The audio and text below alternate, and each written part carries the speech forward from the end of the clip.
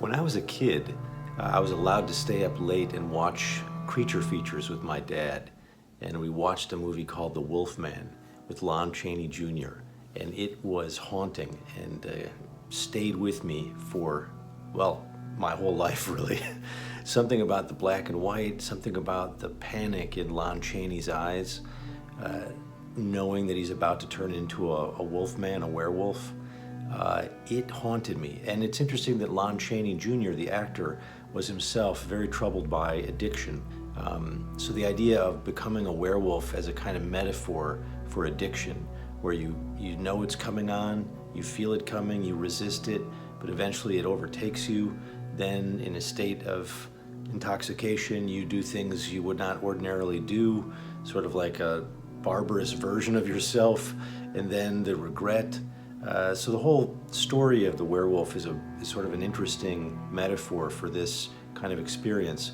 Also, I have to say, the idea that someone you love in your family can every month change into someone radically different is also an interesting phenomenon that many people are familiar with in terms of borderline personality disorders, bipolar. So as a kind of metaphor or sort of allegory of mental illness too, for the person who's afflicted and also for the family, the werewolf story is quite gripping. Here's someone who you love and cares for you, and then every once in a while they become almost monstrous and you have to sort of avoid them and try to handle and manage them. So the story of the werewolf is really part of the human psyche and the development of human culture. It goes way back to the ancient Greek and Roman tradition, but we're going to talk about a very specific case today, and namely that is the story of Peter Stumpp. And in the 1500s, namely 1590 to be precise, a pamphlet was published with the wonderful title, A True Discourse Declaring the Damnable Life and Death of One Peter Stumpp. And we're going to tell the story of Peter Stumpp in today's edition of Monsterology, so enjoy. All right, here's the image that I came up with, well, the first image anyway, and it's Prismacolor colored pencils on a kind of toned paper. I like the way it looks. It's got a kind of a dramatic feel to it. You see I penciled in the drawing to get just the anatomy right, and then I came over it with a red Prismacolor pencil, which looks really nice against this background color. And you see me sort of laying in some white charcoal here to punch up the teeth and so forth. Basically, I just looked at a reference of a wolf's head online and was able to draw that onto a human anatomy.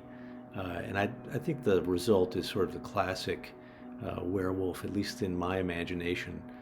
But I did a lot of research into werewolves and discovered that they go back to, there's mention of them in the Epic of Gilgamesh. In fact, Gilgamesh's best friend, Enkidu, in the story could be said to be, I don't think a werewolf is the right term here, but he's a wild man. And there is this constant strain in human culture of civilized people setting aside their civilized way and becoming barbarous, at least for a short time. So, even Maurice Sendak had Where the Wild Things Are, and we have other forms of wild creatures becoming human and humans becoming wild creatures. There's reference to it in the Greeks and Romans. Herodotus, in his histories, tells of a tribe called the Nuri, which are supposed to be people who live in what we now call Ukraine, and they all turn into wolves once a year for several days. They go wild, and then they turn back again. And Ovid, in the Metamorphosis, tells a story of Lycan, who secretly feeds Zeus some human flesh. And Zeus detects it and is disgusted and outraged, and he turns Lycan into a wolf. And Pliny the Elder, the Roman writer, also talks of Arcadian stories of werewolves. Maybe the one that's most important for us is St. Augustine. And Augustine says in The City of God that witches can sort of cast spells upon human beings and turn them into wolves, in lupum fuesse mutatum. And this is basically the idea of shape-shifting, and it's connected in Augustine's mind to witchcraft. So this is a sort of a shift that occurs, and it dictates the way in which werewolves are understood all through the medieval period, the Renaissance, and all the way up to the present.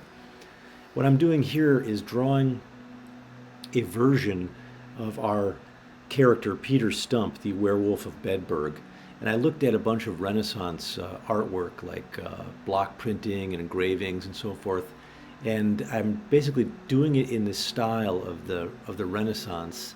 It has a kind of juvenile, almost childish quality to it, and I'm trying to do that on purpose.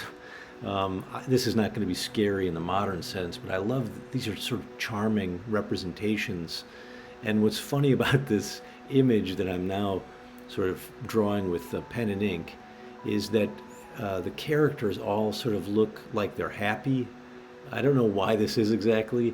It could be just a crude inability on the part of the artist to draw faces with different emotions. So as these guys are tackling this werewolf and stabbing it to death, they're all smiling, and even the werewolf seems to be smiling too. So I just thought that was amusing and sort of charming. So that's my stylistic choice for this drawing. Peter Stumpp was a guy who lived in Bedburg, Germany, and he lost his wife, and he had a mistress, and he had a daughter.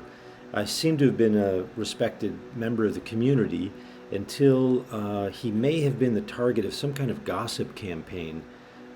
There's some thought that perhaps he was targeted because of an infidelity, or he may have had an affair with a married woman, and the husband may have taken revenge by claiming that Peter Stumpp was, not quite right and impious and the subject of witchcraft.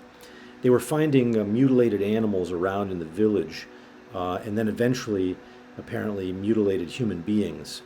And Stumpp was accused of being the perpetrator because he was missing a hand, and the villagers said that, he probably had to bite his own hand off when he was a wolf trapped in the hunter's trap. Eventually he was arrested and tortured on a rack until he confessed. And we all know how this goes. Under torture, people do all kinds of false confessions and even false memories. So he claimed to practice black magic, and he said the devil gave him a magic belt called the Devil's Girdle that he would wear around his waist, and this transformed him into a giant wolf. He confessed to killing many animals and then eventually human beings. He said he ate 14 children and also pregnant women and fetuses. On the wheel, he was tortured. His limbs were broken.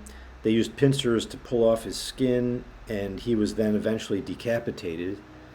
His mistress and his daughter were treated just as bad, maybe even worse, because they were flayed while alive. They were strangled and burned. Stumpp's head was actually cut off and put on display in public to warn people to be pious. And it's quite possible that he was the victim of a Catholic Orthodox purge of Protestants, because at that time there was a big tension between Catholics and Protestants. It was, historically a Catholic region, and as you know, in the 1500s, Protestantism gets going in a very significant way, and there were these places in Europe where there were battles about who was more Orthodox. So he could have been the victim of this campaign. In the drawing, you see me antiquing it by laying on a patina with a roller. So I'm just putting ink onto this image that I painted with watercolor and with liquid ink. And I love the effect of this because now it looks really old, and now I'm bringing it back, sort of punching it up with colored pencils again and bringing out some of the highlights just to add some accents. I also love the way these old engravings and paintings had like weird botanical details all over them. Like you see these flowers on the ground. I just find that really, really kind of amusing. All right, so you're seeing we're getting close to the final image here, and I'm very pleased with how it turned out.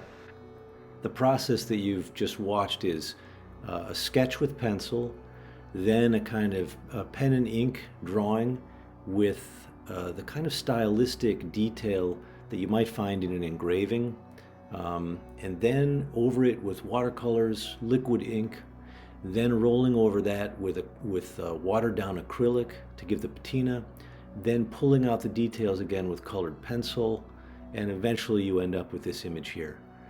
I hope you enjoyed this edition of Monsterology, and I'll see you guys next time. Take care.